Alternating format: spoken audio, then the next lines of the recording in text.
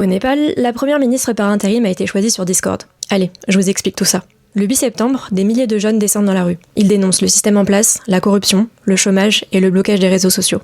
La plupart sont issus de la génération Z, née entre 1997 et 2012. Leur colère s'inscrit dans un mouvement plus large, après la mobilisation aux Philippines contre le népotisme politique et par extension contre les Nepo Babies qui exhibent leurs richesses en ligne. Mais la répression est violente, la police ouvre le feu. Il y a 19 morts et plus de 400 blessés. Au total, les affrontements feront 72 victimes. Le palais du gouvernement est incendié. Le lendemain, le Premier ministre et 4 de ses ministres démissionnent. Les réseaux sociaux sont rétablis, mais les manifestations continuent. L'armée prend alors le contrôle de la capitale, instaure un couvre-feu et rencontre les leaders du mouvement pour former un gouvernement provisoire. C'est alors que la Révolution Express s'est opérée en ligne. Pour s'organiser, les manifestants utilisent déjà un serveur Discord, créé par l'ONG Ami Népal. En quelques jours, plus de 100 000 personnes le rejoignent. La Gen Z y débat, vote et imagine une nouvelle manière de décider collectivement. Saswat Lamichan, modérateur du Discord, explique au New York Times. L'objectif était de simuler une sorte de mini-élection. Il reconnaît que ce groupe ne représente pas tout le pays, mais l'idée est claire. Désigner un leader chargé de superviser les prochaines élections. Le choix se porte sur Susila Karki, 73 ans, ancienne chef de la Cour suprême,